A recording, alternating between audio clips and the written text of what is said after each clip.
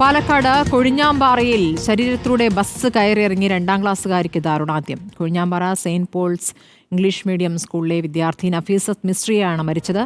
രക്ഷിതാവിനൊപ്പം സ്കൂളിലേക്ക് ബൈക്കിൽ പോകുമ്പോഴാണ് നഫീസത്ത് റോഡിലേക്ക് തെറിച്ചു വീഴുന്നത്. ഇക്ബാൽ അറക്കൽ വിവരങ്ങളുമായി. ഇക്ബാൽ, ദാരുണമായ സംഭവമാണ്. രാവിലെ സ്കൂളിലേക്ക് പോയ കുട്ടിയാണ്. ബൈക്കിൽ നിന്നും റോഡിലേക്ക് തെറിച്ചു വീണ ഉടനെ ബസ് കയറി ഇറങ്ങിയായിരുന്നോ? എന്താണ് ഇപ്പോൾ അറിയാനാകുന്നത് ഇക്ബാൽ?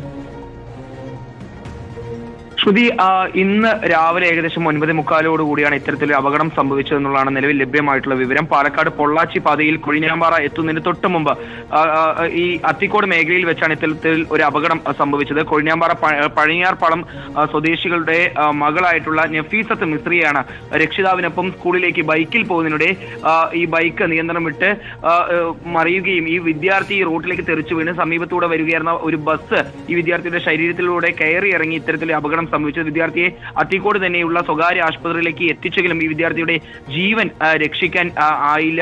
വിദ്യാർത്ഥി മരണപ്പെടുകയായിരുന്നു. 2ാം ക്ലാസ് വിദ്യാർത്ഥിയാണ്. Kozhinjampara Saint Paul's English medium സ്കൂളിലെ വിദ്യാർത്ഥിയാണ് ഈ അപകടത്തിൽ മരിച്ചിട്ടുള്ള നഫീസത്ത് മിസ്രിയ.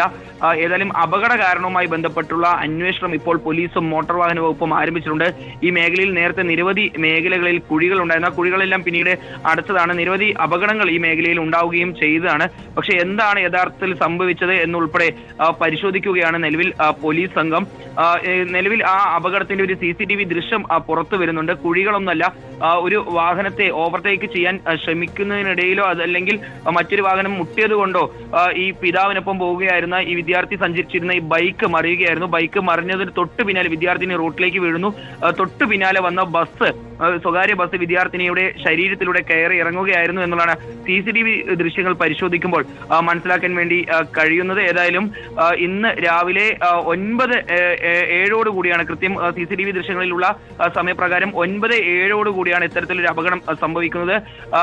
അത്തിക്കോടിന് സമീപത്ത് വെച്ചാണ് ഇത്തരത്തിലൊരു അപകടം സംഭവിക്കുകയും ചെയ്തിട്ടുള്ളത്. പിതാവിനൊപ്പം ബൈക്കിൽ ഈ വിദ്യാർത്ഥിനി സ്കൂളിലേക്ക് പോവുകയായിരുന്നു. ഈ സമയത്താണ് പെട്ടെന്ന് ഈ ഒരു വാഹനം, ഒരു ഓട്ടോറിക്ഷയെ മറികടക്കുന്നതിനിടയിൽ വാഹനം തട്ടുന്നു. അതിന് പിന്നാലെ തൊട്ട് പിറകെ വന്നിരുന്ന ബസ് ഈ വിദ്യാർത്ഥിനി റോഡിലേക്ക് തെറിച്ചു വീണ ഉടൻ തന്നെ ഈ ബസ് കയറി ഇറങ്ങി വിദ്യാർത്ഥിയുടെ ജീവൻ നഷ്ടമാവുന്ന ഒരു സാഹചര്യം ഉണ്ടായിട്ടുള്ളത്.